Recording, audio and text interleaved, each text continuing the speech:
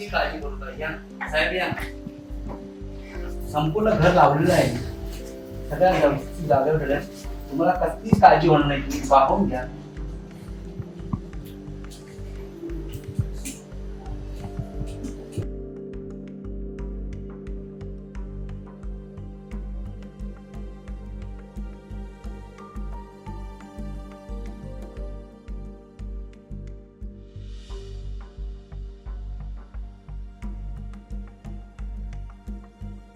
कविता विचार कर इतकं मोठं घर तेही अंधेरी सारखी एरिया तेही इतक्या कमी रेंटने मिळणं शक्य होतं खरंच सतीशने आपल्यासाठी खूप चांगलं डील केलं घर तर चांगलं आहे मोठं आहे सगळं ठीक आहे पण मी आतमध्ये गेली ना तर इथे एक लांब पॅसेज दिसला मला आणि तिथे गेल्यावर ना कसं तरीच झालं आणि किचनच्या खिडकीतून बाहेर बघितलंस ना तर समोरच्या बिल्डिंगची फक्त भिंत दिसते अहो मॅडम मुंबई आहे ही इथे हवेपेक्षा जागा महत्वाची आणि साहेबांना माहिती आहे इथे सगळं इथे शांतता आहे इथे कुठलाही त्रास तुम्हाला होणार नाही पाहून नाही, घ्या.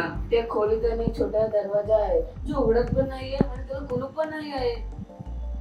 अहो अजूनपर्यंत तो दरवाजा कुणालाच उघडला नाहीये. चल दादा आपण बघूया तिथे.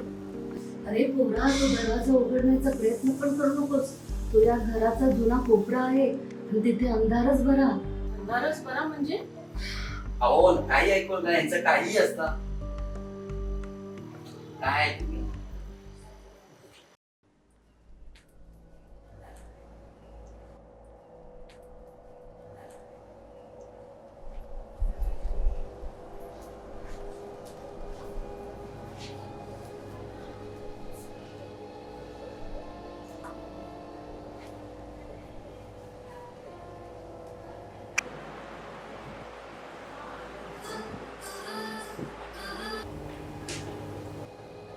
आई हा? मला पाणी हवं मग उठ आणि घे ना स्वतःहून पण मला तिथे जायला भीती वाटते. ए घाबरड बाई किती घाबरते का अजून तू? अगं ईशानी हे घर आपलंच आहे ना भीती कसली नाही मला भीती वाटते. अमोल जरा तिला किचन पर्यंत घेऊन जा ना काय यार तुम्ही पण बघायला देत नाही. प्लीज जरा घेऊन जा ना. जा चला बाईसाहेब कसली तू नाही काय फक्त आपण आहोत जा पाणी घेऊ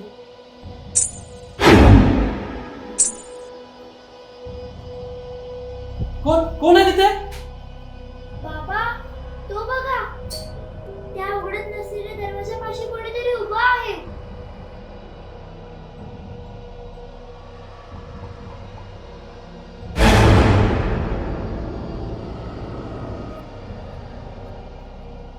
कविता हा काय झालं हे बघ इथे काय झालं हे बघ. हे काय आहे? पण हे कसं शक्य आहे कारण आपल्यापैकी कोणी गेलंच नव्हतं इथे या दोघांपैकी कोण गेलं असेल जाऊ दे चल हे जावा तुम्ही खेळा जा चल आपण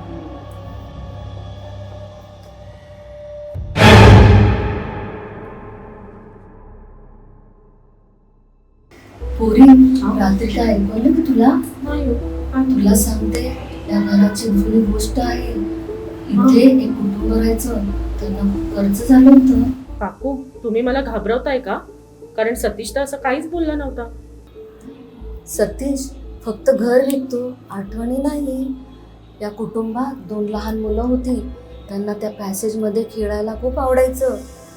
पण एके दिवशी त्या माणसाने आपल्या मुलांसोबत या घरात विष पिऊन आत्महत्या केली. काय आई अगं आई ईशानी तर बंद दरवाजा आत गेली. मला वाटतं तिला वाजवायला नाही आता ना.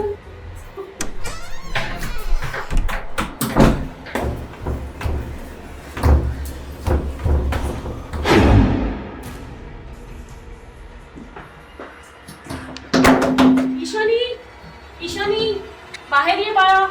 शौर्य बाबांना लगेच फोन कर. ईशानी आई पण वेदच नाही आहे. जाऊ दे तू इथेच थांब मी ईशानीला बाहेर काढते. आई इथे खूप खेळणे आहेत आणि हा दादा मला त्याचं दप्तर दाखवतोय. तू इथेच थांब. आ!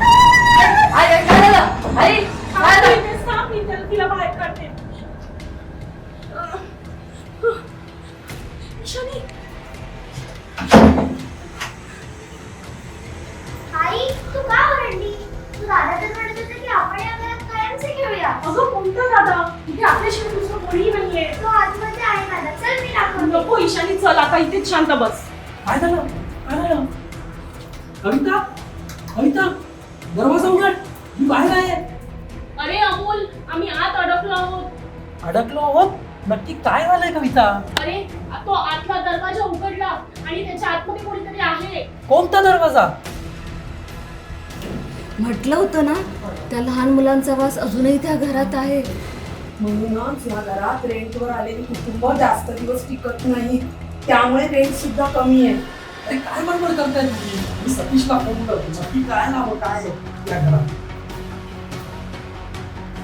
हॅलो सतीश, कुठे आहेत तुम्ही? खालीच आहेत का? लवकर जरा माझ्या फ्लॅट जवळ या. हा लवकर या. अमोल, हे घर रिकामं नाही, हे घर त्या आठवणीने भरलेलं आहे.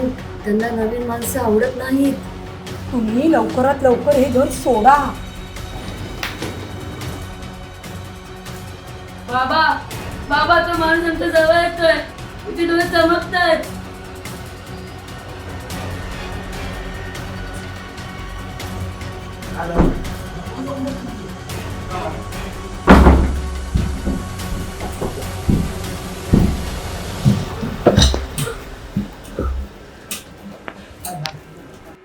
बघा साहेब, मी म्हटलं होतं ना तुम्हाला, ही जुनी इमारत आहे आणि वाऱ्यांनी दरवाजे वाजतात. वाऱ्याने दरवाजे वाजतात?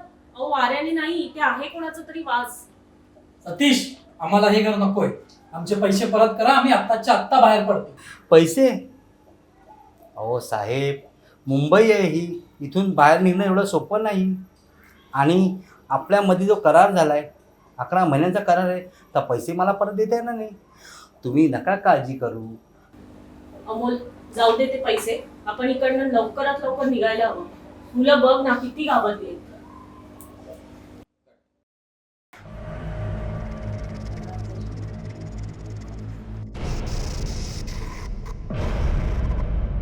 बाबा, आपण आपलं दप्तर विसरलो का? नाही बाळा, आपण आपलं सर्व सामान घेतलं आहे.